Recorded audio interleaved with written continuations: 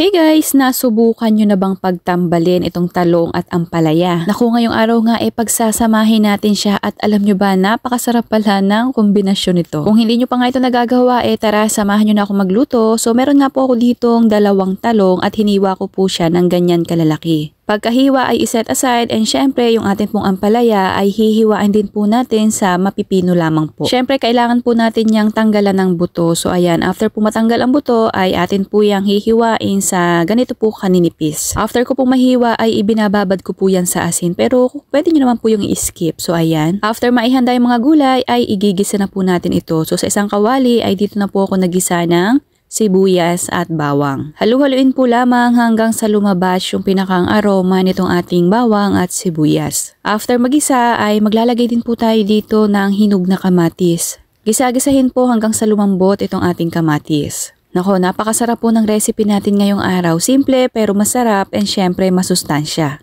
After nga po magisa ng bawang, sibuyas at kamatis ay ilagay na yung ating hiniwang talong and syempre lalagyan natin yan ng mga pampalasa. Paminta, seasoning granules at konting asin. Depende na po sa inyo gaano po kadami yung mga pampalasa na ilalagay nyo po dito. So ayan, halu-haluin at hayaan pong maluto yung talong. Kapag paluto na ang talong ay ilagay na po yung ating hiniwang ampalaya. So ayan, halu-haluin na lamang po yan ng bahagya and hintayin na lang din po na malaya yung ating ampalaya. At pagkatapos po niyan ay pwede nyo na po yang hanguin. So ayan, okay na po yan. So after po nating magisa ay ilalagay po muna natin sa isang lalagyan. So atin po muna yung palalamigin ng bahagya at habang pinalalamig ay magbabati po tayo dito ng 4 na itlog po yung ginamit ko dito ngayong araw. Bali ang recipe po natin ngayong araw ay tortang talong with ampalaya. Nasubukan nyo na po ba yung ganong torta? Kung hindi pa nga po ay subukan nyo na rin po yan. So ayan, after mabati yung itlog ay ilagay na po dito sa ginisa po nating gulay at pwede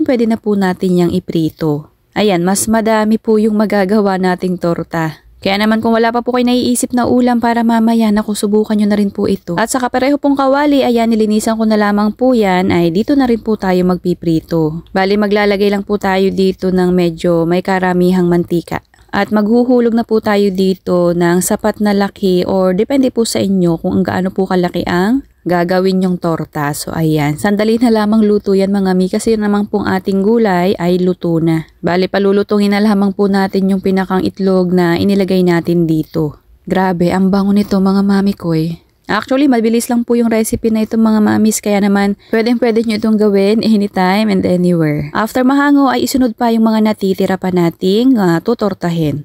So ayan, sa ganun po kadaming recipe ay nakagawa po ako ng 8 piraso na ganun po kalalaki. Marami-rami na po ang makakakain yan. So ayan, pinartneran ko na po yan ng ketchup pero syempre depende pa rin po sa inyo kung anong gusto nyong ipares dito. So sana nagustuhan nyo po yung ating recipe ngayong araw na tortang talong with ampalaya. Kung hindi pa po kayo naka-follow, paki-follow nyo na rin po itong ating munting kusina. Serve and enjoy!